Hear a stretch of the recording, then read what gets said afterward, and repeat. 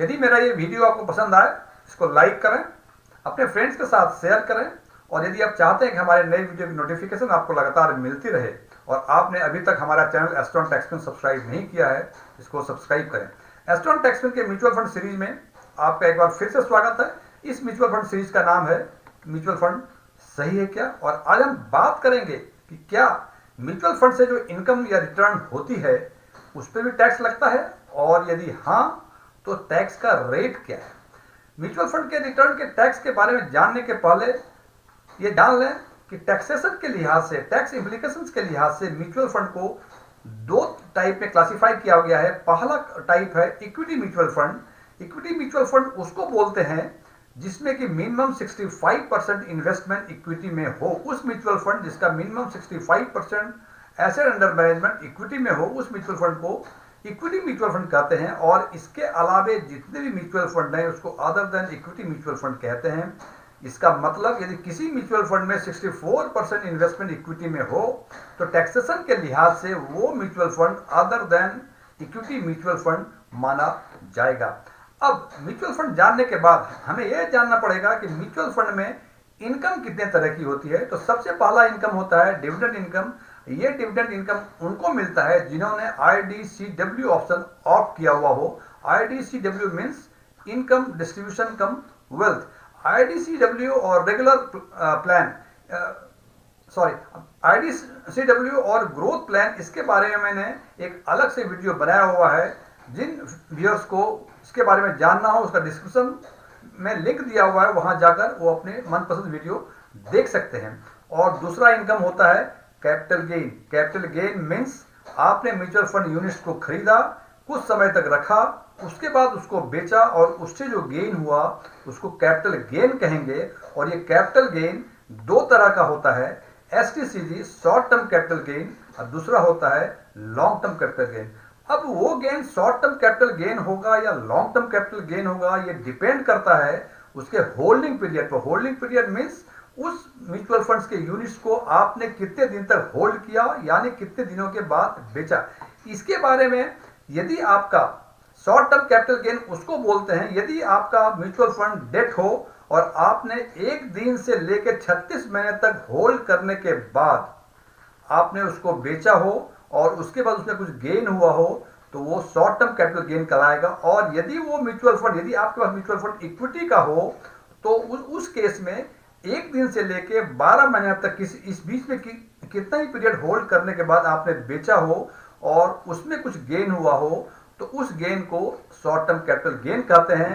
और long term capital gain बोलते हैं कि यदि डेट म्यूचुअल फंड हो तो उसकी होल्डिंग पीरियड 36 महीने से अधिक हो और इक्विटी के केस में 12 महीने से अधिक हो तो उस गेन को लॉन्ग टर्म कैपिटल गेन बोलते हैं। अब बात करते हैं कि हमने डिविडेंड इनकम के बारे में बात कर ली, कैपिटल गेन में शॉर्ट टर्म कैपिटल गेन के बारे में बात कर ली। अब बात करेंगे कि इन तीनों पे, डिविडेंड इनकम पे, शॉर्ट टर्म कैपिटल गेन पे और लॉन्ग टर्म कैपिटल गेन पे जो गेन हुआ उसमें टैक्सेशन कितना % टैक्स लगेगा। तो सबसे पहले देख लें डिविडेंड इनकम। डिविडेंड इनकम में उस इंडिविजुअल का जिसने म्यूचुअल फंड होल्ड किया हुआ है उसका इंडिविजुअल जो स्लैब बनता है, जैसे बोलते हैं 2.5 लाख से 5 लाख, 5 लाख से 7.5 लाख, 7.5 लाख से 10 लाख, जो भी स्लैब है उस स्लैब में जो required needed rate of tax है वो टैक्स लगेगा, स्लैब टैक्स रेट के हिसाब से टैक्स लगेगा।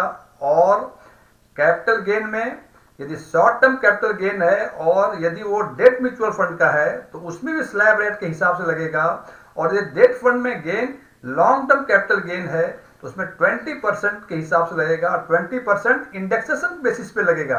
अब इंडेक्सेशन बेसिस क्या है इसके बारे में भी मैंने एक कॉस्ट इन्फ्लेशन इंडेक्स पे वीडियो बना रखी है जिसका लिंक इसके डिस्क्रिप्शन बॉक्स में मिल जाएगा। जिनको वो जो ये देखना चाहते हैं वहां जाकर लिंक पर क्लिक करें और इस वीडियो को देख सकते थे। तो मैं बात कर रहा था कि डेट फंड में यदि शॉर्ट टर्म कैपिटल गेन है तो slab rate, long term capital gain है तो 20% ऑन इंडेक्सेशन बेसिस। और यदि यही शॉर्ट टर्म गेन इक्विटी का है तो उसमें 15% के लिहाज से, और लॉन्ग टर्म गेन इक्विटी का है तो उसमें 10% उस अमाउंट पे यदि वो 1 लाख से ऊपर जितना होगा। इसका मतलब कि equity long term capital gain equity के केस में यदि 1 लाख तक टैक्स है तो कोई टैक्स नहीं लगेगा। 1 लाख से ऊपर जितना भी अधिक बनता है उस पर 10% का टैक्स लगेगा। यानी यदि आपका long term capital gain equity के केस में 1,20,000 है तो 1 लाख पे नील और 20,000 पे 2% 20,000 पे 10%, इसका मतलब 2,000 रुपए इस पर टैक्स लगेंगे। फ्रेंड्स, मैं समझता हूं कि म्यूचुअल फंड पे टैक्स लगेगा कि नहीं लगेगा, और लगेगा तो किस रेट पे लगेगा, इस वीडियो से स्पष्ट हो गया होगा। और before closure of this video मैं एक डिस्क्लेमर देना चाहूंगा कि मैं कोई म्यूचुअल फंड सलाहकार नहीं हूं। और यदि आपको मेरा ये वीडियो पसंद आया हो तो इसे लाइक करें, शेयर करें, कुछ क्वेरीज हो कमेंट करें, कुछ चीज़ें अच्छी लगी हो इसके बारे में बताएं, और कुछ चीज़ें अच्छी नहीं लगी हो इसके बारे में जरूर बताएं। मैं फिर रिपीट करता हूं, मैं कोई म्यूचुअल फंड एडवाइजर नहीं हूं। हमारा ये वीडियो बनाना एक हॉबी है। मैं ये सोचता हूं कि समाज ने मुझे जिस मुकाम तक पहुंचाया, अब हमारी बारी है कि इस मुकाम से मैं समाज को यदि कुछ दे सकूं, वापस कर सकूं। और ये वापस करने का माध्यम मैंने ये एजुकेशनल वीडियो बनाने की सोची है। यदि आपको इसमें कोई वैल्यू एडिशन हुआ है, इट्स फाइन, और हमारा पर्पस सर्व हो जाता है। Thank you, good day.